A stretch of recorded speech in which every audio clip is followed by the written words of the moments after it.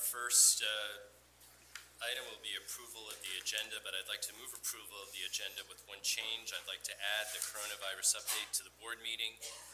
An update was presented a few weeks ago, and now we'd like to do the same thing again today, given that we have more details and the level of seriousness of the situation has increased. And so before we do that, we'll turn to Ms. Ellison to do a roll call. Sure. Chair Smedberg. Here. Vice Chair Gideby. Here. Vice Chair Goldman. Alternate Director Rouse. Here.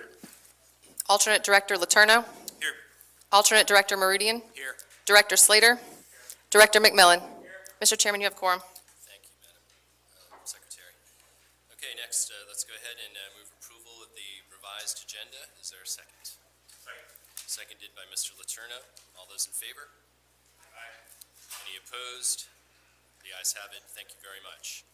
Our next order of business today will swear in Mr. Letourneau as a permanent or as a principal director of the WMATA board. So Mr. Letourneau, would you join me in front?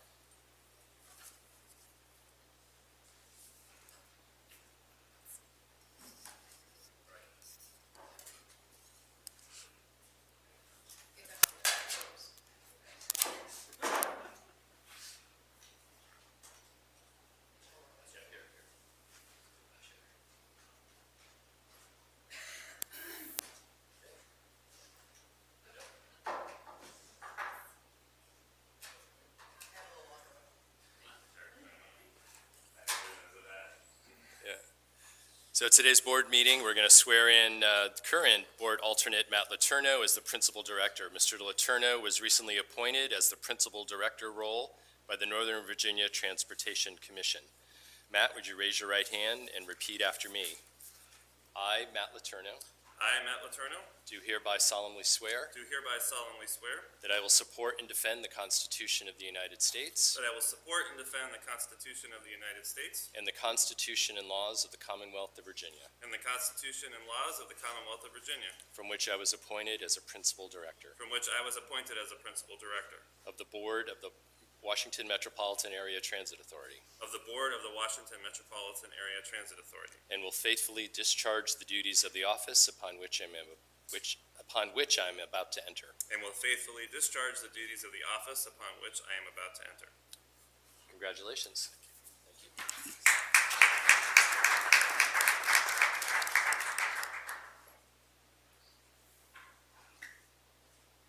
Taking care of that matter, I'd also like to move that we appoint board member Letourneau to the Safety and Operations Committee. Is there a second? Second. Seconded by Mr. Goldman. All those in favor? Aye. Any opposed? Thank you. The ayes have it. Congratulations. So next, we will turn to Teresa Ansado, who is our Chief Safety Officer. As we know, the coronavirus situation has been rapidly developing in this country, and the level of seriousness has risen quite a bit.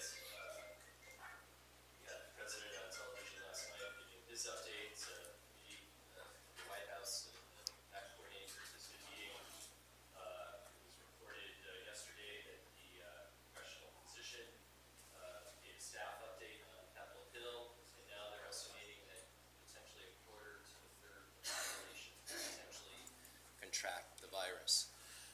And there have been other models to support that assertion. So with that, Teresa, and want to say that I know that I personally and have appreciated the updates that the general manager and others have been sending along the way. I know it's a lot of work, and really appreciate your efforts and look forward to hearing your update. Teresa. Good morning. I'd like to provide an update on the continuing status of Metro's efforts to address COVID-19, the novel coronavirus. As stated previously, on January the 29th, Metro activated its pandemic task force in response to the reports of novel coronavirus, subsequently named COVID-19. The Pandemic Task Force is an interdisciplinary team comprised of key stakeholders from safety operations, occupational health and wellness, emergency management, Metro Transit Police Department, procurement, media and employee relations, and customer service. At that time, the task force initiated planning in accordance with Phase 1 of the plan. The Metro Pandemic Plan has 4 phases. During Phase 1, the Pandemic Task Force assesses the current stock level of critical supplies and increases those stock levels by 25%, issues messages with regard to effective employee habits to prevent outbreak, coordinates with local, regional, and federal authorities, and we begin tracking absenteeism and ridership to serve as a baseline and initiate the planning process for various contingencies. We increased cleaning and disinfection during our Phase 1. In March, we have progressed to Phase 2 of 4 in our Pandemic Task Force. Phase 2 of 4 in implementing the plan includes daily cleaning and disinfection practices, enhanced communications, continued coordination with local, state, and federal authorities, and the initiation of exercises and drills to confirm preparedness procedures are adequate to meet a number of potential outcomes. We are accelerating the planning process for all potential scenarios and continuing strategic sourcing of resources. We've deployed the resources out to the field, they're prepared for distribution, and we're continuing all Phase 1 activities. Should Metro move to Phase 3 of the plan, we would continue all of the Phase 2 activities, open the Emergency Operations Center, implement the plans for scenarios, modify service as needed, and support the regional response to the COVID-19 outbreak. The last phase of the Metro Pandemic Plan is Phase 4, which is recovery, focused on restoration of services and critical self-assessment and lessons learned to inform future planning efforts. The task force has met weekly since its activation. Phase 2 was activated when there were confirmed cases in the region. During Phase 1, we focused on preparedness. Now we're moving forward to assure readiness. We've released notices to our customers via our website and have collaborated with media efforts to emphasize our efforts to engage with the public to assist in preventing transmission.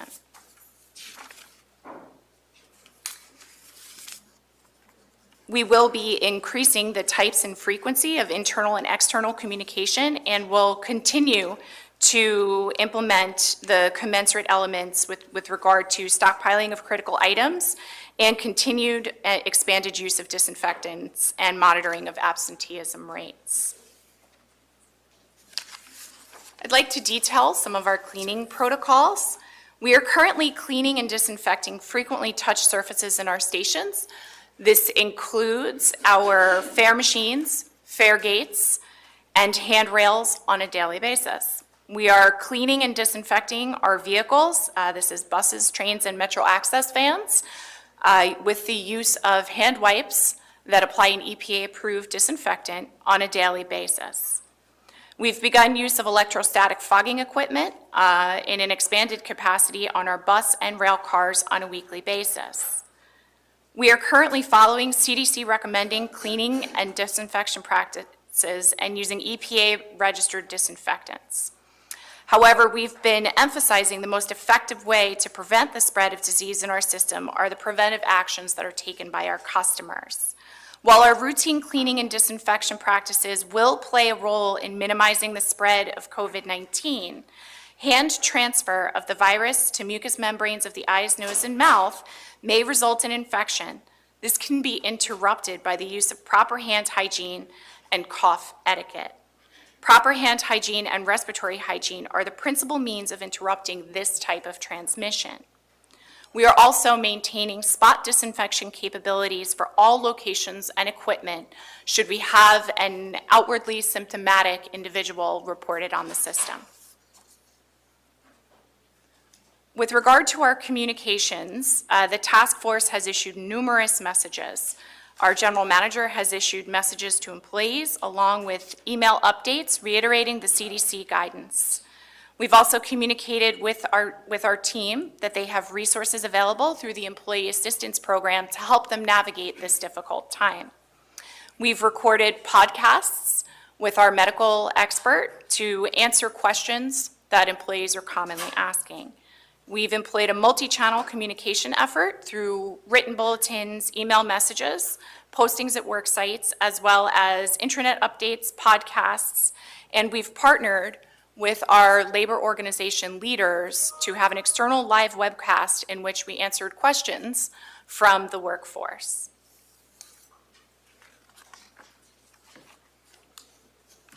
With regard to our customer communications, our messaging has served to echo and reiterate the CDC guidance. We have a homepage of our website that's been uploaded. We've also proactively sent emails to our Smart Trip and Smart Benefit customers. We've placed CDC messaging on our digital networks system-wide, and we are currently exploring additional networks to reach a wider audience, including the Board of Trade, Destination DC, and the Consortium of Universities. Additionally, we have encouraged our customers that if they are ill, they should call ahead to their medical service provider and make alternative arrangements to travel for treatment instead of using public transportation.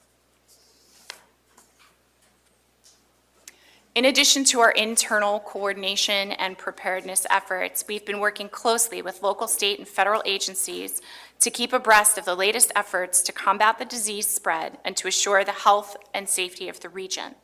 We've participated in multiple planning activities with CDC, as well as DHS, TSA, FEMA, and the U.S. Department of Transportation. At this point, we are following the latest CDC guidance.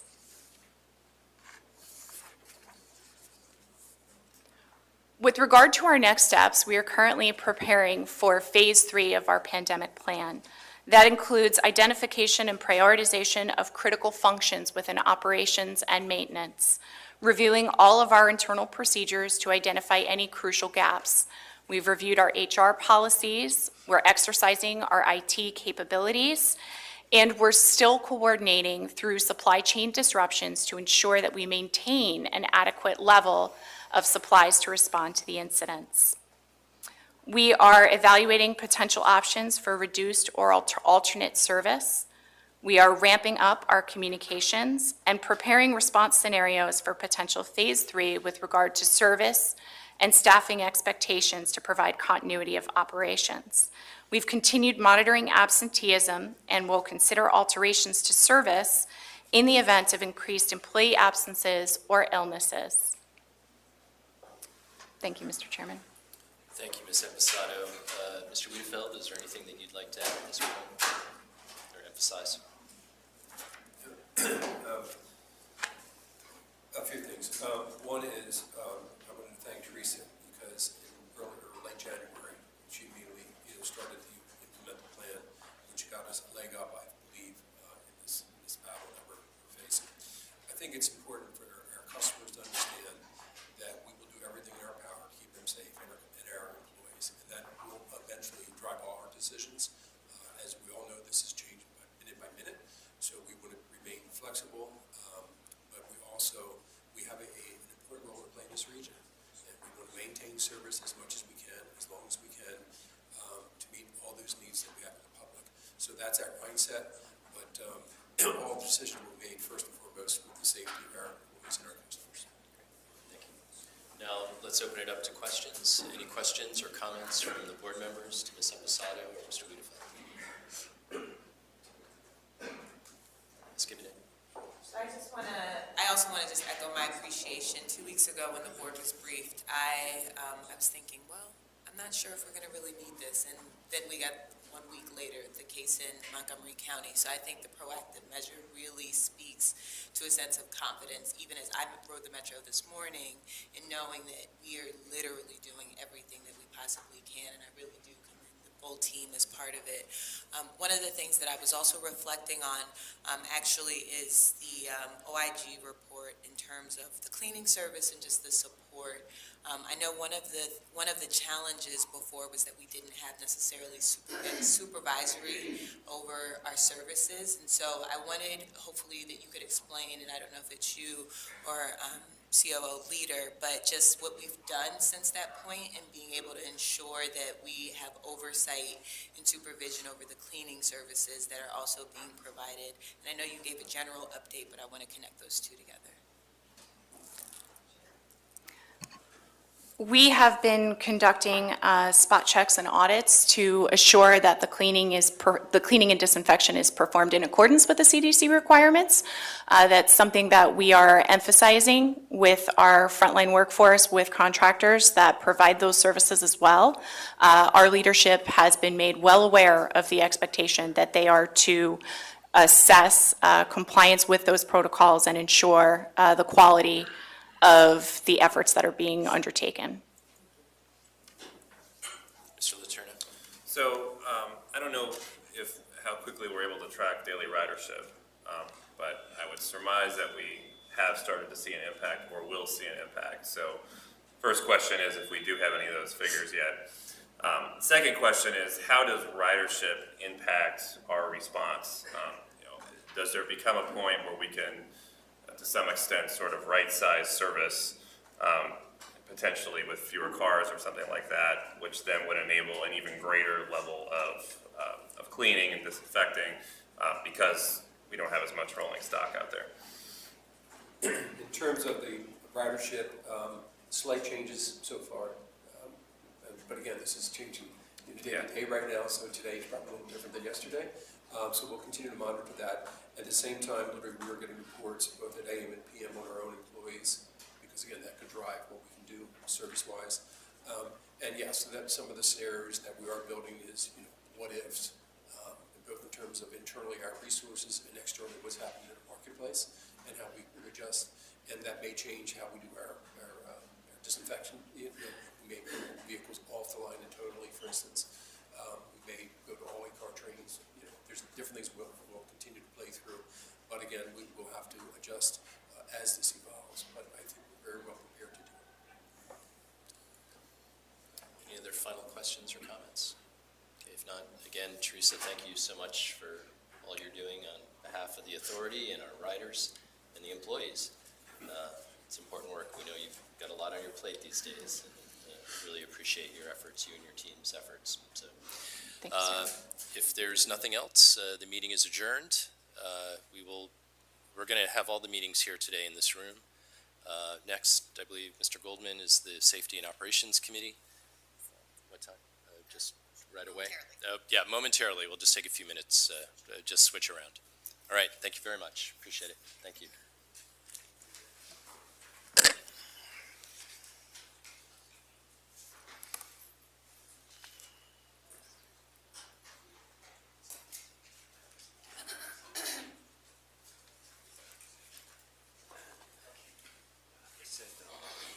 Basically right now. So that's what we want to do.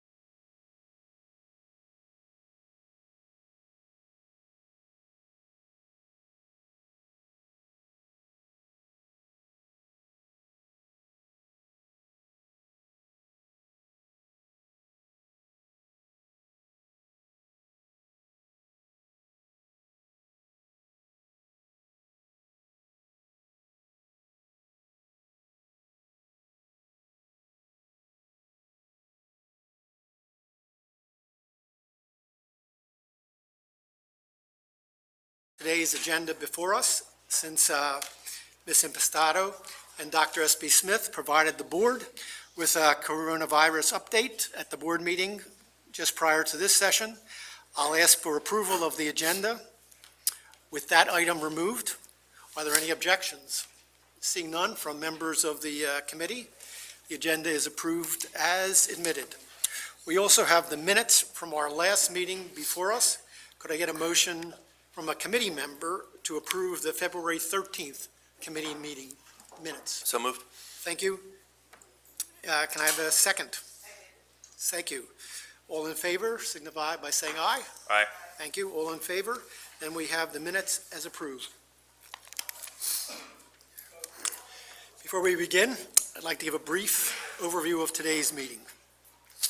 First, the committee will consider the proposal to extend Metro Rail operating hours by 4 hours per week until midnight during the week and until 2 a.m.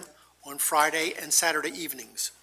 While final approval for this proposal will rest with the Finance Committee and the Board as part of the FY 2021 budget approval process, today's discussion and action will consider whether Metro can still complete all of its necessary preventative maintenance operations and maintain a safe Metro Rail system with the extended operating hours.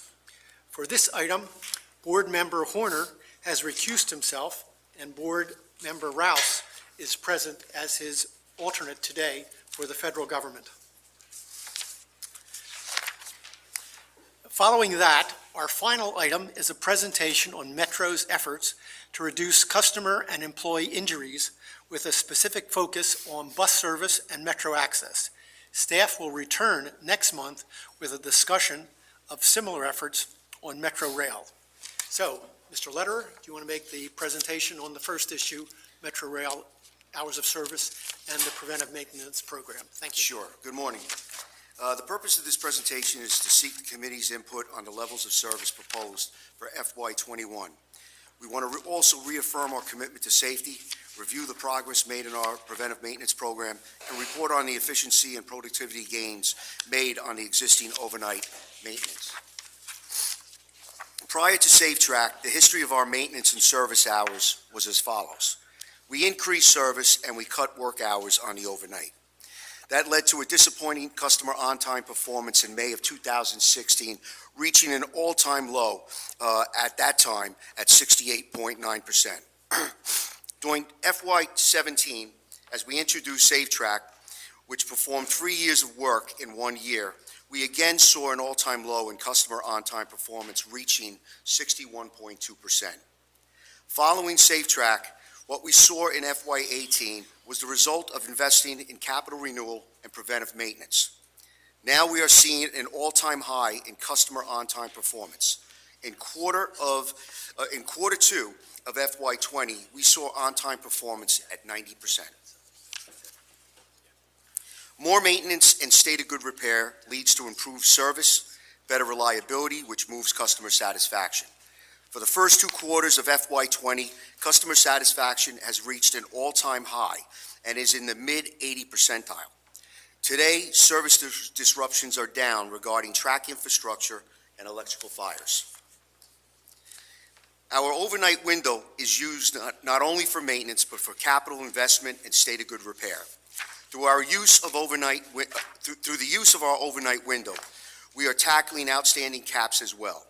The capital program has increased dramatically its productive wrench hours. Capital work wrench hours are up over 300% when you compare FY16 to FY19. The capital program has also increased in terms of the work executed nightly throughout our system. In FY16, when we proposed new hours and before dedicated funding was achieved, the capital program was only 1/4 of the wrench hours on a nightly basis. Now it is approximately half of the wrench hours executed each night. As you can see, the PM programs continue. On-time performance has improved since the start of FY18. FY19 was the best year for on-time performance in 7 years. Customers are noticing our improving service, customer satisfaction is moving in the right direction, and more importantly, ridership is starting to grow again. FY19 ridership was up 3%, against the prior year, and we are seeing this trend continue in the first quarter of FY20. But Metro is not done yet. Between FY15 and FY16, 8 regulatory reviews of Metro were conducted. Those reviews resulted in 64 corrective actions associated with PM and inspection programs. To date, 47 have been closed, 10 are under review, and 7 remain open. Closing out caps in a timely manner is a top priority for Metro, and we are working hard to do that. Many of you have seen this chart before. This chart depicts how our overnight work window commences, how ensuring the safety of our workforce and our contractors at job sites takes time to set up before actual productivity work time is seen, and what it takes to restore service in the morning. We continue to work on our initiatives and have seen improvement getting our workforce safely on the track, which has resulted in more productive work time. Our commitment to safety does not waver, and we continue to improve productivity and gain efficiencies with our planning.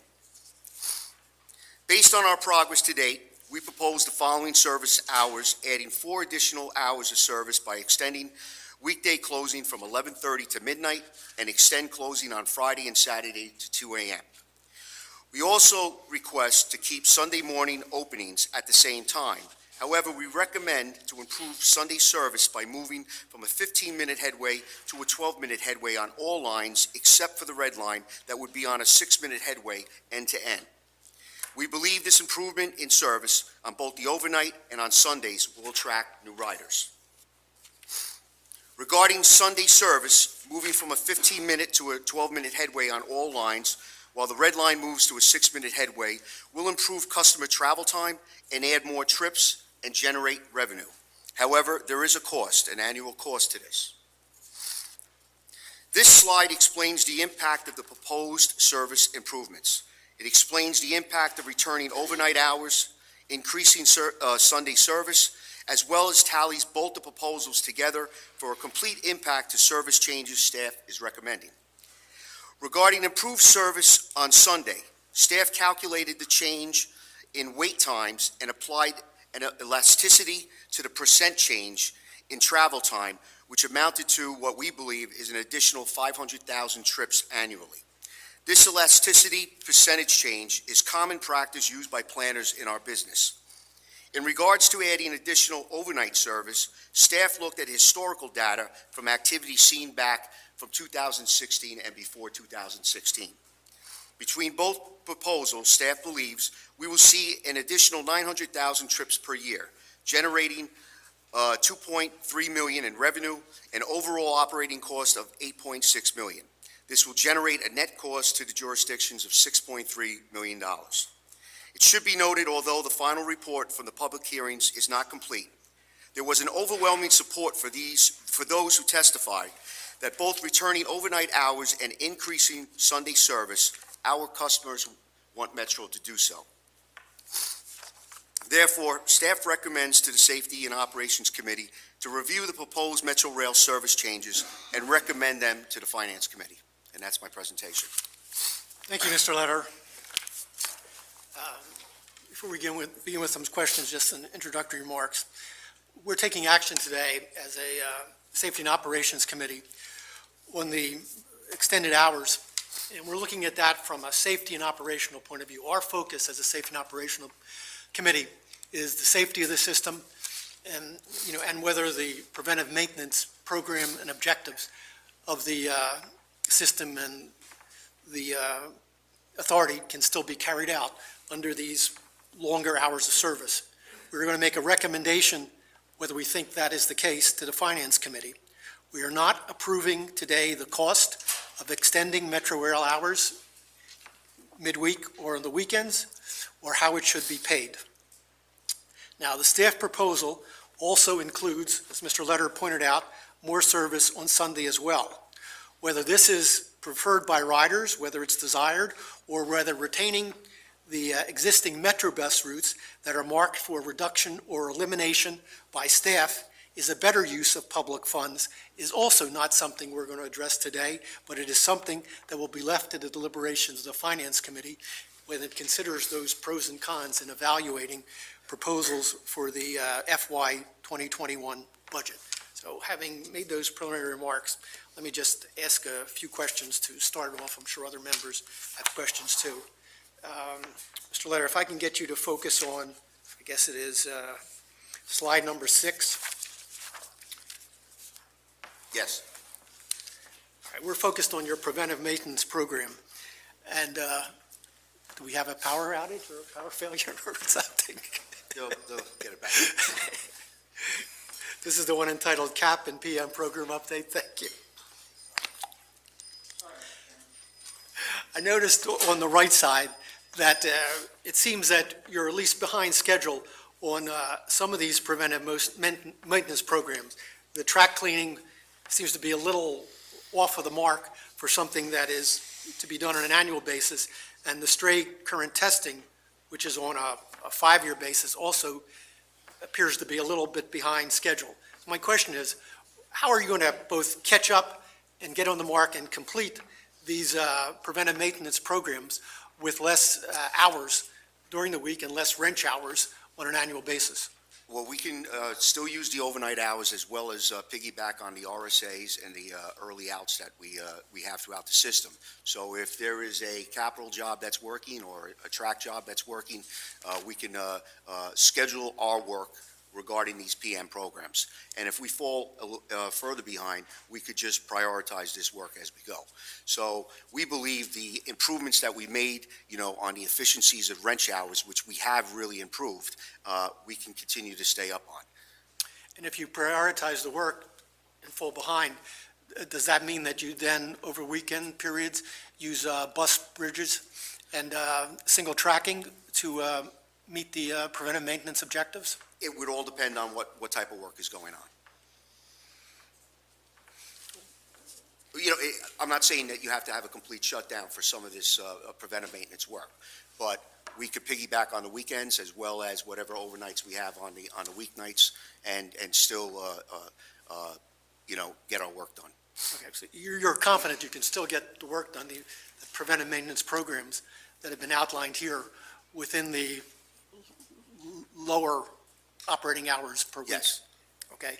I have one more question, and we'll open it up. On the next slide, number 7, where you make reference and you showed the work time, as I just plot out the hours, on a weekend, if you're closing at 2 a.m. and opening the next morning at 7, the way I break down those hours, the actual productive work time is about 2 hours. What can you really get done in 2 hours overnight? Is there really productive work time available once we go to a 2 a.m. closing on Friday and Saturday night? No, we could still use those work hours if we have to. Could you give me an example of what can be done in 2 hours on a Friday and Saturday night? We do a lot of work right now, even from the hours of 11:30 to 5 now. This slide kind of explains to you that the first hour is typically what is used to get our trains back in the yard. But what we're gaining efficiencies in doing is getting our units out after that last train leaves the terminal. So we're bringing our work trains, our prime movers, out of the yard directly following that last train. Once that train gets in there, we can start our work right away. Any work can be done. There's various works. There's inspections that can be done.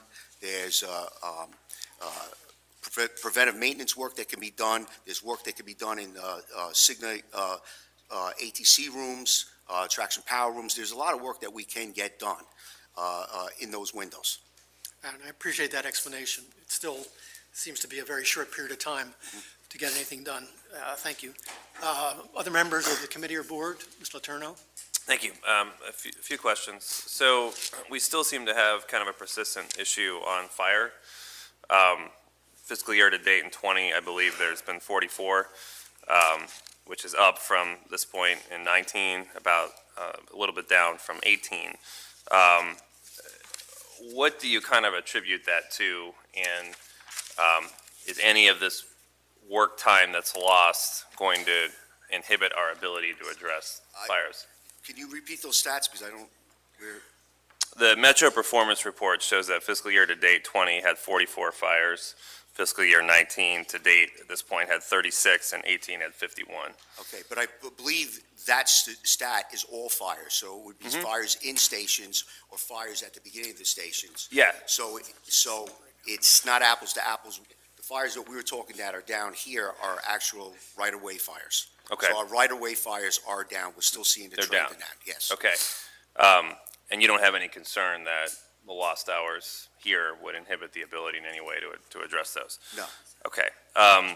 In terms of sort of the power up, power down kind of situation, so have we gained any efficiency specifically in how quickly it takes to do that? Or are there things we can look at from a technology standpoint that would help that? Yes, okay, so what we've done is, we've looked at what type of work that can be done in a supervisory operation versus a red tag. So we've made that clear to our workforces, if you're doing this type of work, you could do it under supervisory, that's a little bit quicker. From a technology standpoint, we piloted it on phase one of the Silver Line, the tagging relay, and we saw productivity gains because Say that again? we What was it? the tagging relay. It's a Okay, technology that we're looking at, where instead of racking out the breakers, there's a tagging relay that's applied to the circuit breaker. That is an electrical, it adds a secondary safety switch. So when the power controller opens the breaker, he will activate the tagging relay, which will automatically lock out, okay, the breaker so that it can't be closed. What we're looking to do in the future, since we proved the pilot on phase one, is to begin looking at how to roll this out in the system. Now, it will take years because it requires fiber, okay, and an upgrade in our Ames system and stuff like that. But we have proved the overall technology. We believe that's the home run because that's not going to require anybody to go into the breaker house and rack out the breakers. It's going to be done automatically from the rock. So that will probably cut down, from a 45-minute window to less than 5 minutes. oh, wow, okay. And maybe the last question, so the board had asked that the Metro Rail Safety Commission take a look at the service hours proposal. I don't believe that we've gotten any feedback or response from them. Are we not going to get one? And should we take that to mean that they're okay with this? Say that again? I missed the Metro first- Rail Safety Commission. We have not, I know Teresa has been in touch with them, and they have not said anything negatively. I was about to say, so should we take that to mean that they're okay with it, or just that they're not going to weigh in, or? I believe they're not going to weigh in. So, I mean, Okay. right now, they have not So said anything. presumably, if they had a concern, they would weigh in. Yes, yes. Okay, And presumably, they could do that after the fact. they could. I mean, I would hope that they would have enough respect for this body to communicate these type of concerns ahead of time, Just but, waiting for it. but, I would hope that. Further questions, Ms. Letourneau? Ms. Gitterby? So I just want to commend the team in terms of this being on work that you all have been able to do in the last few years. I also just want to thank you, COO leader, and just being able to allow me to actually do the site visit and seeing what it means to actually shut down the system. I think it's something that we really should take the consideration to the goal and see. I think it speaks to the need of a lot of people Yes. ensure that we are able to include efficiencies where we can. One of the things in terms of late night service is while the proposal gets us better to where our doesn't tax one of the hours. And one of the things that I'd like to understand is that if we get to the point where we are able to fibers put into place and ability to shut down the system, certainly that's what we're going to address and see what we do effectively. Do you believe that we might be able to return that to a true late-night service in terms of the safety components of it? Shut down the system starts at, if you guys turn to the left, I think what you first need to get to is two things. You would need to get the fiber and the tagging relay in, as well as get to a complete state of good repair with all our assets. And then from there, you can look at a cultural change in how we do our work business here. There's probably different things we could do if we had longer hours by running RSAs and running our schedule on the late night, running train service much differently than what we currently do. But right now, although I appreciate the fact that we have dedicated funding towards that capital program, we still are not in a good good shape when it comes to a state of good repair. So we have a lot of assets out there that we have to bring up to there. Then at that point, I think we could really look at changing the way we run service. Could we be running shuttles at night, back and forth while we work on an adjacent track? Those are things we could be thinking of in the future. I'd also, if I may, I'd like to add on, one of the things the engineering department is looking at is other investments we can make in smarter technology. So the funding we have is focused on our state of good repair, but there are a number of other technological enhancements we could make to increase use of smart devices that can self-monitor, report back on their condition, which would cut down on the volume of work we have to do in the overnight window, the inspections and the preventative maintenance, by shifting more and more towards reliability-centered maintenance regimen. It's something we are actively investigating, but those are investments that will take years, not months, to implement. So we have switch machines that you can now, that they will self-monitor not just on their normal statistics, but how much current they're drawing with every throw of the switch, so you can actually identify and predict when a switch will be out of correspondence or have another defect and need maintenance. This is technology that has actually been in use in Europe, and we're studying a number of the systems in Europe to understand what they are doing and how we could apply that same technology here. We are actively looking at, in my area, under Frank Palmieri, to see if we can establish an IoT system here. So we're looking at that right now to see if we could procure more devices. But we do have pilots in multiple areas, traction power, ATC, as Laura said, as well as car equipment, and also on the bus side. I think the ATC piece was very interesting to also see. It would be good just so that people understand something, that if you talk through some of the other performance pieces that you do on the day-to-day, some of these catwalks that every day of the system, just to ensure that we are understanding the needs that happens. In addition to the late night, we're not waiting until late night to actually do the inspections and other Correct. There is work that is going on during the day. So some track inspections are being done. ATC is performing work during the day. Traction power can perform work during the day if it's not interfering with system. So not all the work is on the overnight, but some work has to be done on the overnight if it's going to impact service. So we think about butte welding, welding CWR together. That probably would be done on an overnight instead of like shutting down midday to perform that work. But we have done that if we had issues and stuff like that. So there is a lot of other preventive maintenance work and inspections that are performed throughout the day, not only in the AM, but also on the PM. Yeah. Mr. Rouse? How'd you know I was going to have comments? I was hoping so. Could you go back to slide 6, if possible? So I guess my primary question is here, is your second bullet. What does that mean, and how does that relate to what's been presented to the board either this year or any year previous? So, I missed the first piece. The second bullet, the efficacy of PM programs and how they've been evaluated annually, how is that really reflected? Outside of some of the bits we've seen here, but also in the financial elements, how do we actually know how well the maintenance program is doing? Oh, I mean, I just think you look at availability of the infrastructure right now, our numbers are really high compared to where we were. Probably, do you remember what the number was in 16? The availability of our sections? Was it like in the 70s? They don't know. Oh, you have that, don't you? Yeah. Isn't that your slide 3? I actually, So that's our overall customer on-time performance. What Joe was alluding to is we have track availability, the infrastructure availability metrics of how frequently a section of track was unavailable for service, and those have improved significantly. I think perhaps an easier way to answer your question would be to give an example.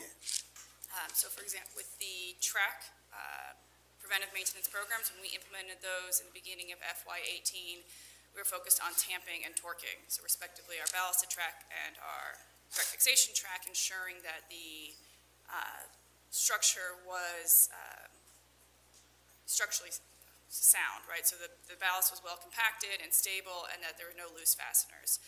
After 2 years of that program, we held a summit meeting of the track engineers, the track maintenance folks of structures, as well as inviting ATC and Power. And we looked at all of the preventive maintenance programs we were running, all of our corrective maintenance programs, what our actual incident history was and the trends over the last 12 to 24 months, and identified which programs we thought were having the most impact and adjusted the ones that we did not think we were getting the impact for. So an example on tamping, we went from doing a proactive tamping, trying to do the whole system every 2 years, to finding a better way to leverage our track geometry vehicle and the data we get off that every 6 months to do more targeted tamping based on the results of that program. So now, instead of calling that a preventive maintenance program, it's planned corrective maintenance. It's a change in acronym that's actually significant, because what it means is that we are targeting the hours we spend and the time we do that work based on a more thorough inspection. I mean, that couldn't have been done just visually, but rather using tools and technology to get a better sense of how that asset is degrading. I think the other example you could give is the straight current testing, where we learned from our first year doing it, that there's a lot of prep work that needs to be done prior to sending them in, okay, to do the testing, and have them come back and say, yes, you got leakage, and this is why you have leakage. So we learned from our lessons from the first, 4 or 5 areas that we did, that we should be sending work crews in there first to do that kind of prep work, learning from the examples in the past, then have them test. You may still get leakage, okay, they can pinpoint it better, and then we can fix it. So we've learned from our first couple of years of the PM program. So I guess the issue I have is what you've just described is a rail system that's still trying to figure out what its maintenance needs are, right? So when you talk about hours, and I don't know what the right hours are for operation, right? It's a decision that's balanced on resources, technology, capability, and also other things you might do like extended outages or things of that nature. But what seems to be missing, the most fundamental piece of information that's missing, is how much work remains to be done versus what you've done. You've given us the numerator, right? We talk about wrench hours, that's great, we like wrench hours. That's time that we can get quality work in, but how much work do we have to do? Without that bottom figure, we really can't make an informed decision on this. And I don't think you need to necessarily have that. It's a number that's going to change, but it's something that we should, and most larger entities that I've worked with over the years, that is part of the annual process to say, okay, what is our CapEx program in terms of infrastructure maintenance or asset maintenance? What do we think's working well? What's not working well? Where are we percentage-wise? You've given us a little bit here on this slide. That's why I wanted to put it back up. Yeah, I mean, well, this is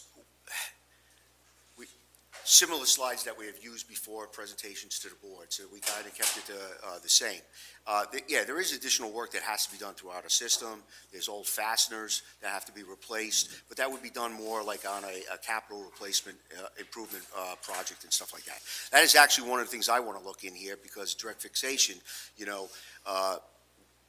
my prior experience with wood ties and certain fasteners, they could last 40 years, 50 years in a concrete type of environment. But with a direct fixation and a rubber plate, and you're looking at electrolysis loss and stuff like that, does that plate really last 40 years? Or is the life expectancy a lot less? So there's other things that we're looking into eventually. So there is more work to be done out there. I think from a track standpoint, our state of good repair is good.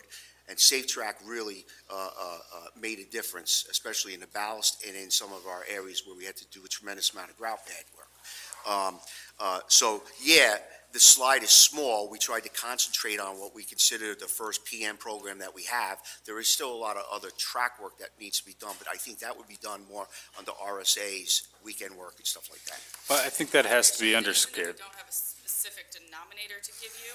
That's because we believe it is our job within management to continue to reduce that denominator, to strive to make the investments in productivity and efficiency and in the quality of our assets such that less maintenance is required. So we look at this analysis as what do we need to maintain safety and to maintain the reliable service we've been able to deliver in the last year, where you saw that chart come up with OTP really hit 90% in the last year or so. And these are changes we think we can make without sacrificing that. And we continue to look at this on an annual basis to understand where we could give back hours, and if it ever came back to the point that we needed to take hours away and do more maintenance work, we would not shy away from delivering that message. I mean, that's admirable, but I think there's a certain level of information that needs to be out there, and we need to review on an annual basis to see how the maintenance program is working. And everything you've said underscores the point that you're still an entity that's at the state of good repair. You're not at continuous maintenance. You talked about reliability-centered maintenance. And that's discussions that have occurred 40 years ago on most properties. Now we're looking at predictive maintenance, where we're looking at trends of when is that rail going to fail? When does that need to be tamped? So I just want to underscore the point that you've done a lot of good work over the past several years, getting from where we were a few years ago to where we are now. But we can't lose sight of the fact that we still have a long way to go. And a big part of that is understanding these maintenance needs. And yes, they're constantly evolving. Yes, you need to constantly get a hand on what works, what doesn't, what new technology might help you. But right now, we're still trying to figure out what those maintenance needs are. And I think if you're going to have discussions about things that affect those maintenance windows, we're going to have to carefully track what the effects are in terms of real work that's being done out in the field. So if we start to see 6 months, a year from now, whatever it may be, when you review this, that you're not getting as much time doing the tamping that you need to do, that we can make a more informed decision on how that affects decisions going forward. But we don't have that information. We need that. That's essential. That would be a part of any major large rail operation, and I'm surprised it's not something that we see on a regular basis. But yes, continue to look on ways you can improve that technology, absolutely. But that's because you have a long way to go in terms of where most properties should be today.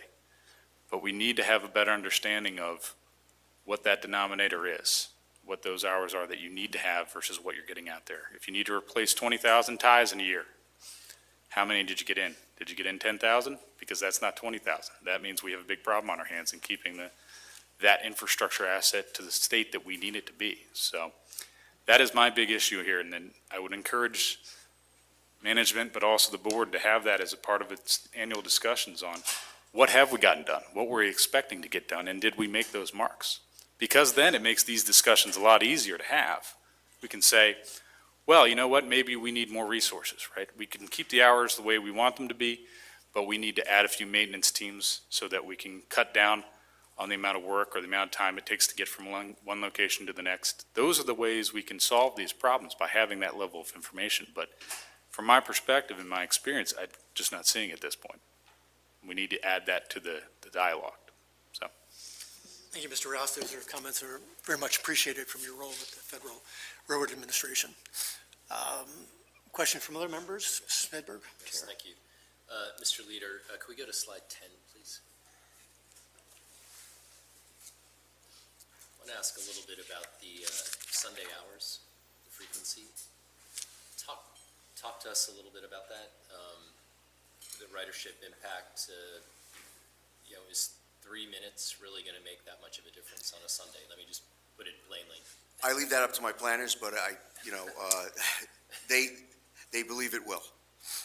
That it will draw about 500,000 new riders on an annual basis. I mean, I can't sit here and calculate it for you, but they can do it. I understand that. So, I mean, it's like any new project. It would be like building the Silver Line. There's going to be predictions when the Silver Line Phase 2 opens. Right. Are we going to hit that from day one? The answer is probably no. But over the annual course of 1 year, 2 years, 3 years, the ridership will increase. These are just predictions that we can really come up with. And but this is how a normal planner would look at it, and this comes from our planning department. Do they run various models, or is there one particular model they run to come up with these estimates? I would have to get back to you on that. Yeah, because I don't know, someone looking at this might think, really, 3 minutes on a Sunday would increase ridership Well, I think that much? And when we're looking at the cost to the jurisdictions, is that worth? Mm-hmm. I think what they're feeling is the reason why there's low ridership. If you look at our ridership on a Saturday, we were averaging now well over 200, probably about 270,000 on a Saturday. But our Sunday was failing. It was somewhere around 180,000 or so on a regular basis. Their feeling is because the time span is 15 minutes, If you miss that train, you're at a 30-minute. Most people use a shorter trip on Sundays to use our system. The feeling is by bringing it back into a 12-minute headway, it will depict the type of ridership pattern that you would see on a normal Saturday, that people will start to go longer distances because there's more service out there. So I think that's what it is. It's not really the 3 minutes. It's really just that the duration of the wait for that train. Okay, well, that's helpful information, because I didn't know that people took shorter trips, Yeah. say on a Sunday. It's actually I the would assume reason they why. would have been taking longer trips, maybe to come into the district to visit sites, and so I would have Yeah. thought it may have been the opposite. Well, it's actually the reason why, if you look at the price of the revenue impact, it's somewhat counterintuitive when you see 500,000 and you can only make 1.1 million. That's because the average ride on a Sunday is a lot less compared to the average ride that we think we're going to pick up on the overnight, which is more because people go a longer distance. So people, will travel from within DC to DC. But you see on a weeknight and a weekend, when you extend the hours, people will now go from DC to Maryland, DC to Virginia. So they're going longer distances, so the average ride, the cost of that ride to the rider is a little bit more. So, Okay, well, I just wanted to tease Okay. that out a little bit, because, initially that might be one area that I think the board might look at for. sure. Further questions? So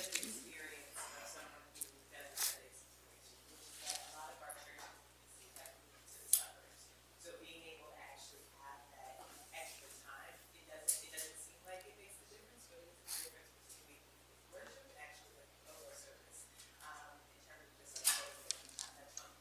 It also is a brunch experience, so I'm just offering you all the different little experiences, and then also really, like sincerely, and just being able to just, in evenings, just go to, get your groceries and stuff at a perfect time. When you look at it, it might be easier just getting at the 30-minute mark, you just missed it. So just so you have the various little experiences, like. Yeah, that's what why I that mean, makes a yeah. difference, Yeah. it does.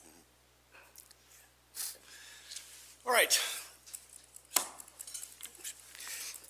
Just staying on this chart for a minute, I also had the same concerns that Chair Smedberg had. It just struck me as rather odd that on the extending of the hours, of 4 hours, both in the evenings and on weekends, your planners would project 400,000 passengers, but they would project even more passengers, 500,000 passengers, by just reducing the headways by 3 minutes. That sort of seems a heroic assumption from my vantage point, but I understand sort of your explanation. The more fascinating issue I wanted to raise with you is on these same numbers, the 400,000 passengers on the hours of service late night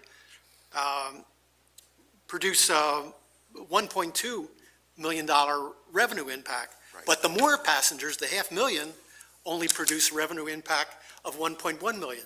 I'm trying to understand how less passengers produce more revenue. So based on the 400,000 on the overnight, they looked at historic data from 2016, 2015, and they looked at the pattern of those customers back then.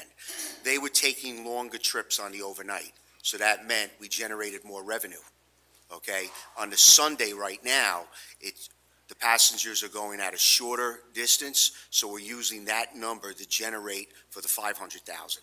And therefore, the revenue that we generate is a lot less compared to what was happening on the overnight from a historical pattern. Now, if the board decides, or the financial board decides to approve the service hours, there could be a different change in the pattern of our customers. We will not know, but we're trying to use historical data and use current Sunday data to help judge, what we think the revenue impact will be. So your planners have used historical data in terms of projecting the number of riders. Yes. What data did they use to project the fare level? Was based on historic. Right, so this doesn't reflect any flat fare on the weekend or any kind of change that the board might be considering in this budget, Correct. It doesn't reflect the flat fare. okay? Thank you. I just have one other question, just as a clarification, just to take you back to, I guess it's slide 4. Yes.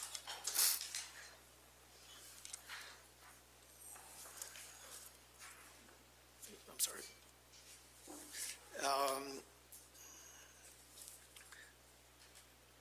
And so I'm just trying to pin down what period we're using to measure these changes. For example, in the third bullet, you say track infrastructure incidents are down 85% from 2017. Track fires 85% comparing what current period to 2017? It was from 2017 is what we're comparing. So when we say track electrical fires are down 30%, it's from the levels of 2017. Compared to full year 2019, full year 20... 19, FY19. FY, My apologies. FY19, so we're comparing Yes. two 12-month periods? Yes. Okay, thank you. Oh, okay. I'm advised that Secretary Slater had to step out for a conference call, and so Mr. Graham, who was in the on-deck circle as our designated hitter, and so he's now at the plate for Secretary Slater. All right, any other questions? Mr. Graham, now you have an opportunity to ask a question if you so choose. All right, seeing no other questions, so I guess the matter before us is the nature of the recommendation. The recommendation on the table would read as follows, that this committee recommends to the Finance and Capital Committee the proposed Metro Rail changes in hours of service as the new Metro Rail plan of service for inclusion in the deliberation of the proposed FY 2021 operating budget by the Finance Committee and ultimately the Board. So that being the nature of the recommendation, I'd entertain a motion of a committee member to move that forward. Ms. Gilby, she so moves. A second? Second, all right. Any further discussion? Not seeing any. Call the question. All in favor of making that recommendation of hours and service to the Finance Committee, signify by saying aye. Aye. Any opposed? Seeing none. The recommendation moves on to the competent hands of Mr. McMillan and his colleagues on the Finance Committee, and eventually all of us, since we all become the Finance Committee for considering the budget.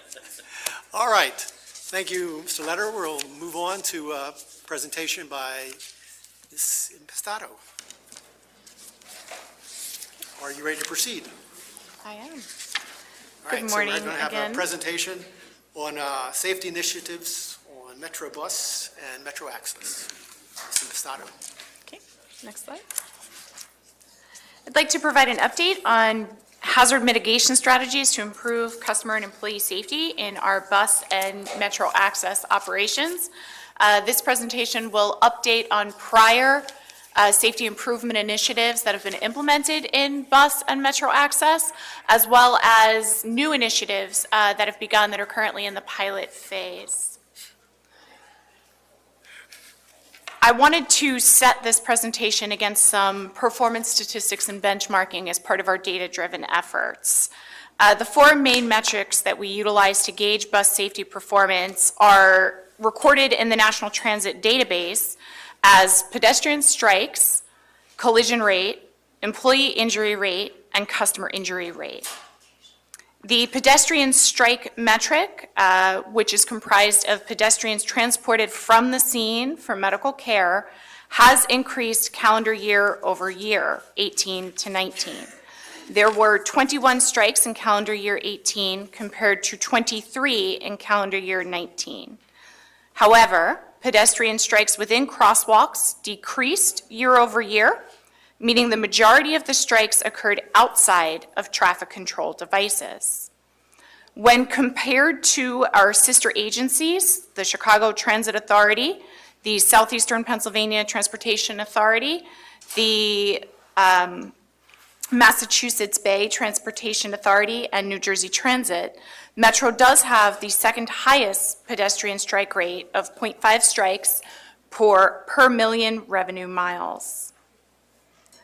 The NTD bus collision rate had a 5% year-over-year decrease with a rate of 4.1 collisions per million miles. This includes revenue and non-revenue vehicles, resulting in 16 fewer collisions. Mr. Vasoni, just to interrupt, just for the benefit of those viewing this for the first time as well as the media, could you indicate which of the icons represent the Massachusetts Bay Transportation Authority and which represents New Jersey Transit? I apologize. The far left column, the T, is the Massachusetts Bay Transportation Authority.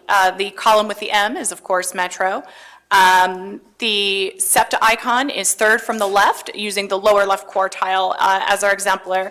The fourth column is the CTA, and the final column is New Jersey Transit. Thank you. I think that's very helpful. For those who are not expert in icons of U.S. public transit authorities. When compared with our peers, Metro is roughly average in the middle with 5.2 collisions per million revenue miles. The employee injury rate at Metro had a 10% year-over-year decrease. Injury categories that saw decreases included stress and assaults, collision-related, and struck-by type injuries. When compared to the most recent Bureau of Labor Statistics industry benchmark, Metro is approximately 40% higher. That does represent industries outside of the transportation industry. Breakout by specific transit agencies was not available, so we had to use aggregated data there. The NTD customer injury rate had a 7% year-over-year decrease, ending with a rate of 2.7 customer injuries per million linked trips. Granularly, that was 26 fewer injuries.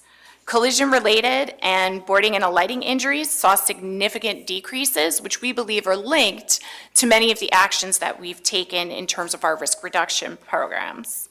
When compared with our peers, Metro is again roughly average with 2.9 customer injuries per million unlinked trips. Many of the piloted safety initiatives that were discussed at the last board's bus safety initiatives brief have been fully implemented. These initiatives resulted in rate decreases during the pilot phase, and through using the data-driven approach, fleet-wide implementation was justified. Since full implementation of the pedestrian strobe light initiative, there's been a 22% reduction in pedestrian crosswalk strikes. Although this decrease is at odds with the overall pedestrian strike increase, the decrease can be attributed to attentive pedestrians that would utilize a crosswalk. The deceleration lights installed on the fleet flash when the bus is decelerating while coming to a stop. Accordingly, the incident rate for rear strikes has decreased 10% since fleet-wide implementation. We employed a mirror lowering and adjustment campaign, which was the result of a confidential close call recommendation. Mirror-related incidents do contribute significantly to our strike collisions. This retrofit was also fairly successful. The move not only benefited for a decrease in mirror strikes, but also improved the operator's ability to adjust the mirror and remove blind spots. Since full implementation, there's been a 13% decrease in mirror strike incidents. Bus operator reported assaults decreased 9% from calendar year 18 to 19, and assault-related injuries decreased 21%. In our efforts to protect our employees, Metro Police utilizes targeted deployment of their resources, including high-intensity targeted enforcements, participation in bus division safety meetings, and we continue to work with youth through a Respect Your Ride youth program. Other initiatives include providing bus operators with de-escalation tactical training during new bus operator and refresher training. This class focuses on conflict resolution objectives by reinforcing de-escalation techniques, informing operators of their rights according to the laws of the jurisdictions, and providing our operators with opportunities to be heard and share their experiences in a supportive, collaborative environment. Utilization of bus shields and the reiteration of how to properly utilize the silent alarm capacity in the event of an emergency are methods that we're also employing to keep our operators safe. Shields have been installed throughout the fleet and are currently in use. Moving towards some of our pilot efforts, floating bus stops are being explored in collaboration with the District Department of Transportation. Data demonstrates that service stop accidents contribute to approximately a 16% increase in preventable incidents on the metro system.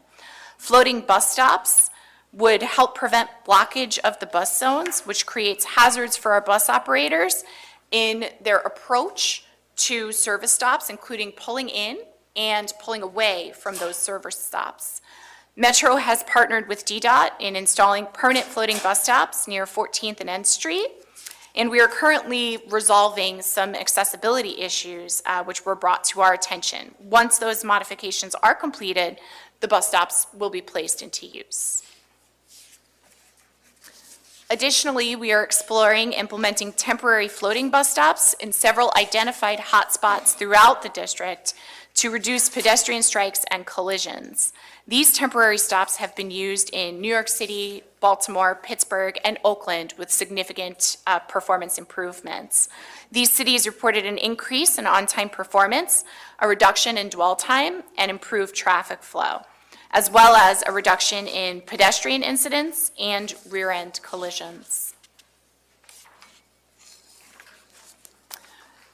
We are still working with DDOT on some of the financial aspects of the implementation of the temporary floating bus stops program, along with executing the permitting process and establishing the final design criteria. The pilot will begin in fiscal year 21 and will last for 12 months.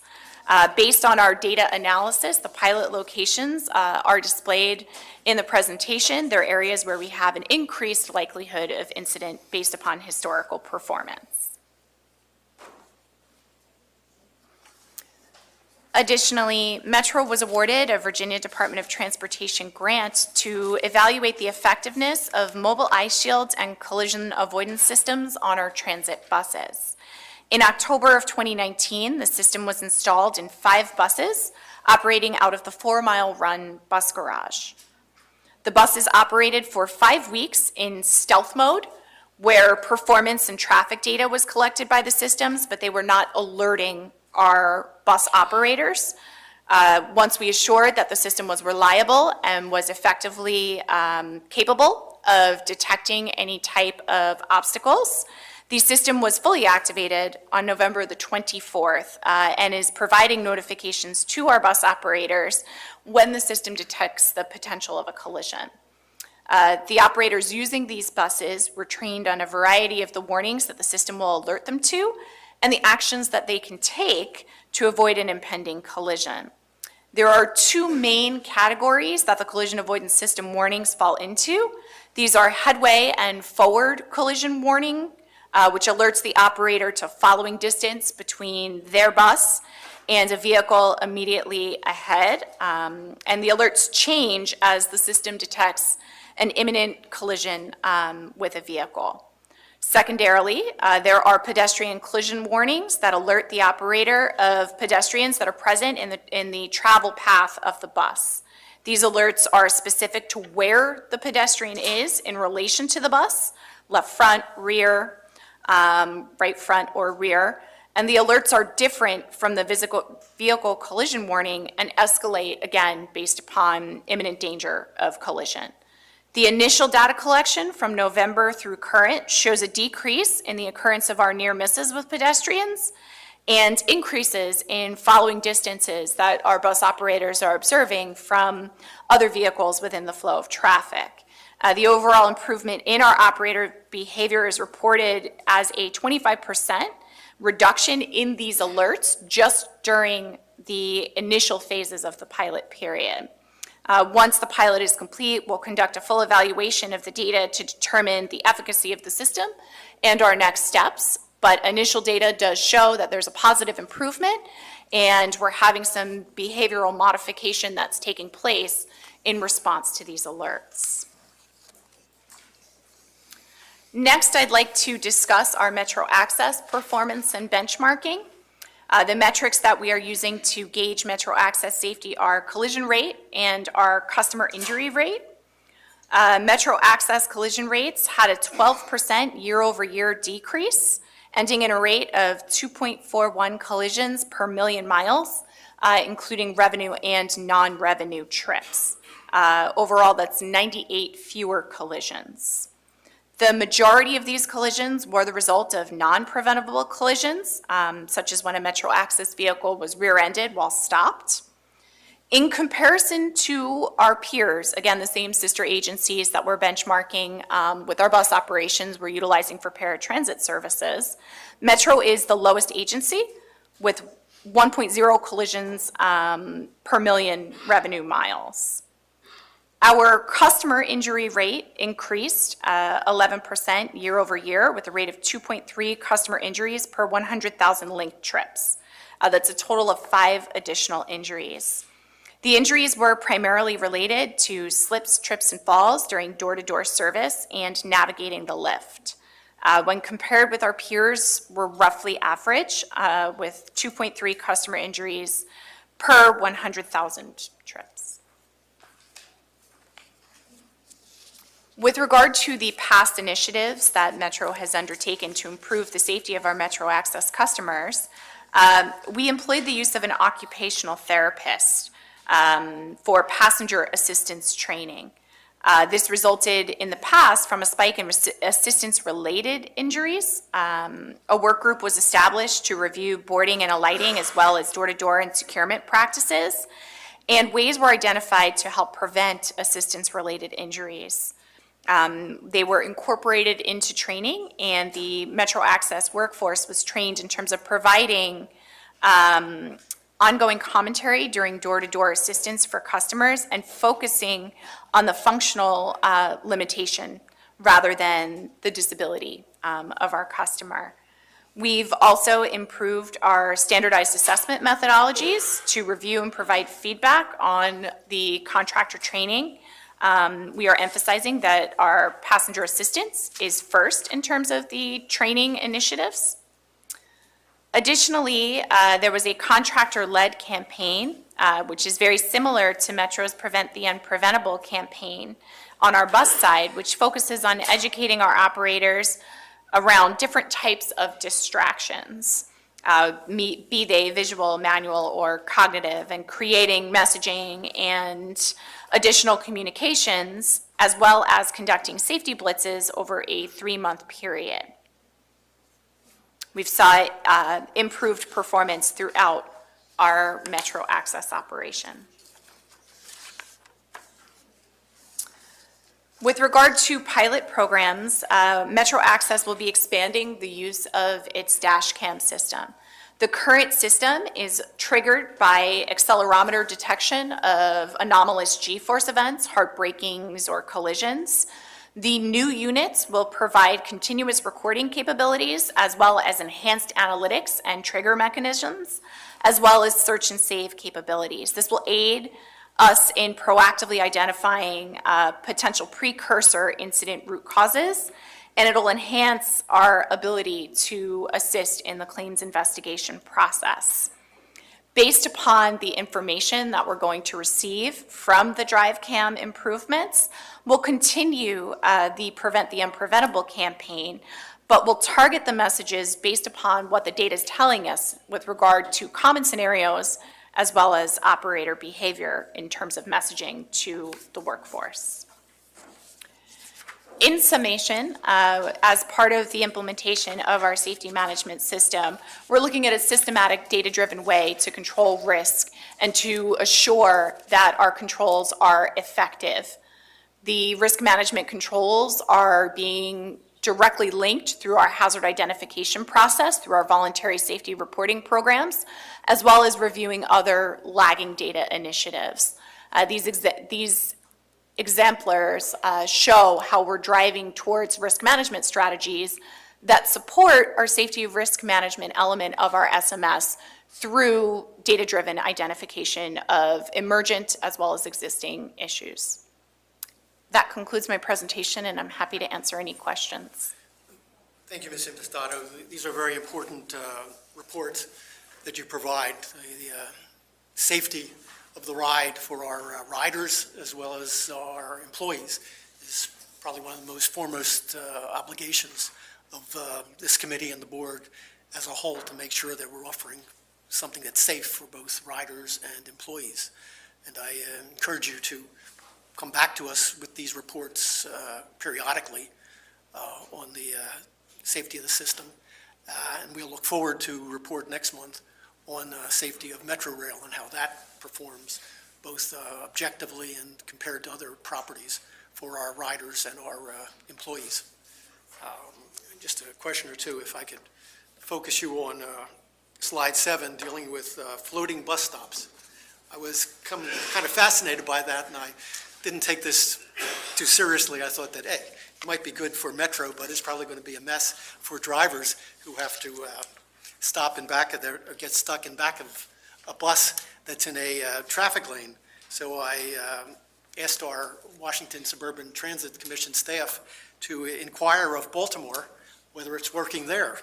And I'm impressed. The response I got back from the deputy administrator of the MTA, which operates the bus system in Baltimore, on behalf of the state, is that it says currently we have 2 of the city installed, 2 of these floating islands. We're looking to add more. Here's the key point. We hope that they will reduce dwell time and reduce accidents, less rear-end collisions, and more avoiding the side swipes from the bus merging back into traffic. Overall, it's been a positive experience for the MTA. So I'm convinced, I'm converted that actually this will be a good thing, both for the authority for bus riders as well as for drivers who get stuck in back of the bus when it's in the bus, in the traffic lane, loading and unloading passengers. So I wish us well in moving forward on this. Thank you. I just have one other question for you. On slide number 3, where you have the benchmarking, and you pointed out that on employee injury rates, there is no comparison to individual other transit properties in this country. And I'm trying to understand, is that because the federal government's National Transportation Database doesn't keep that information? Or is this kept by a different agency that keeps information in a different, with different metrics? The NTD database doesn't show the individual breakout of that when we were going to query the database. So we utilized the aggregated data from the Bureau of Labor Statistics. The OSHA 300 recording process happens independent of the NTD process. So this is OSHA data, and OSHA only keeps the data on an industry basis. On a full, it's not transit industry specific. That's the aggregated data for just the general workforce in the United States. Right. And do you have any information or knowledge why the federal government doesn't keep this information in the National Transportation Database? I know that those are changes that are being evaluated in terms of improving data acquisition capabilities, and that's something that we're actively supporting.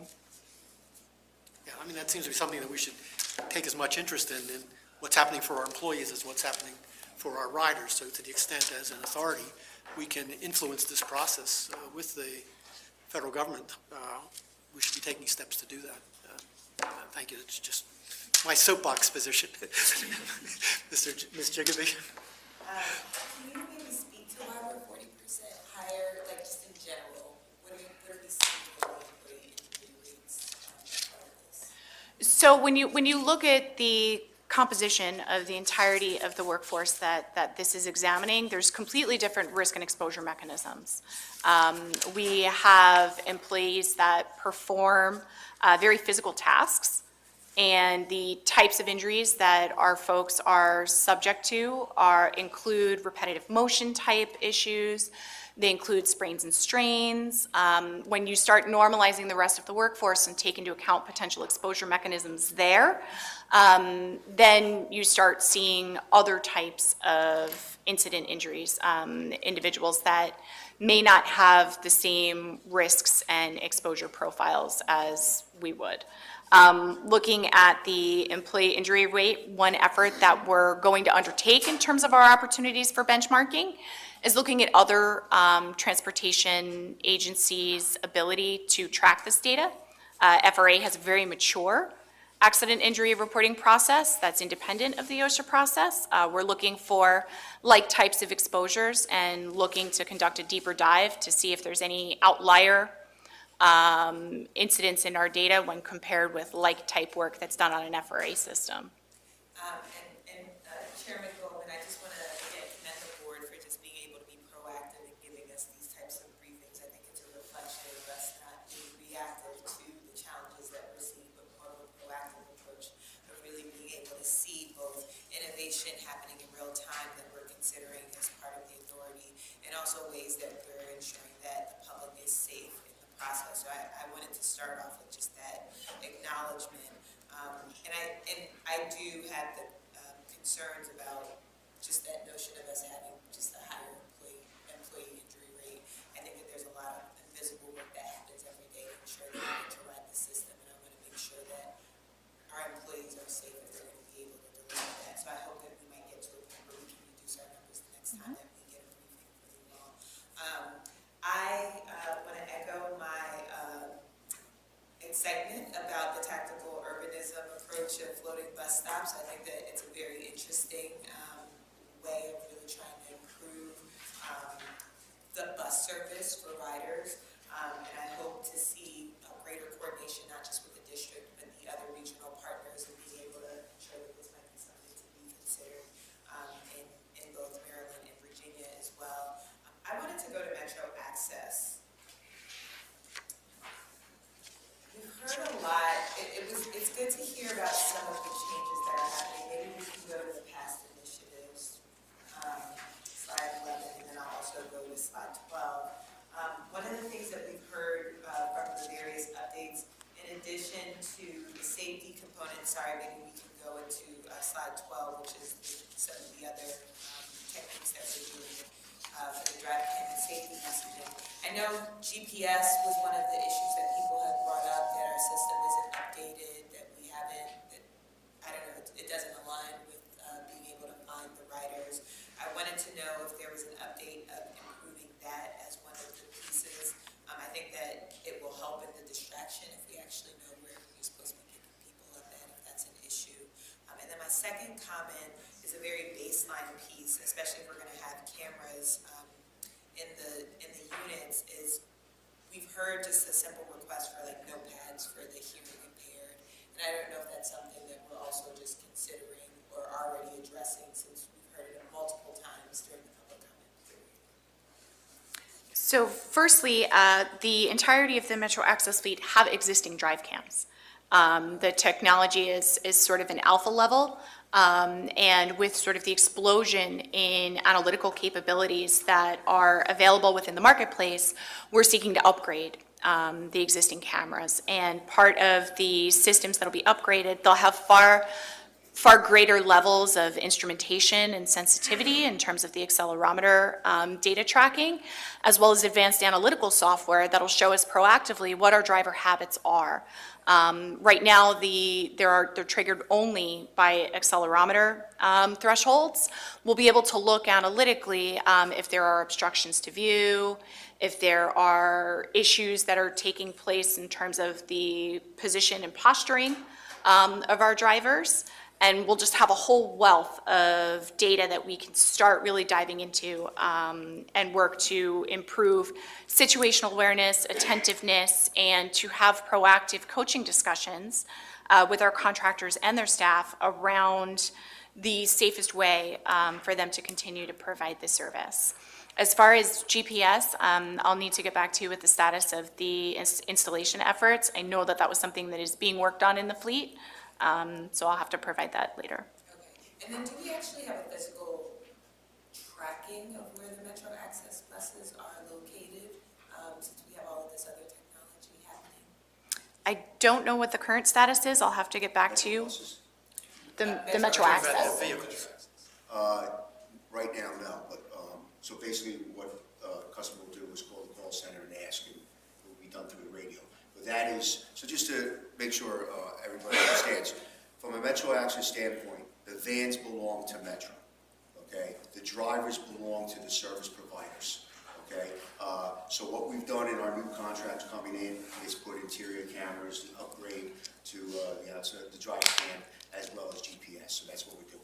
The vans don't last as long as buses, and they don't go through an overhaul. So basically, when they come on the property, I think they're about 5 years, something like that, the life expectancy of a van.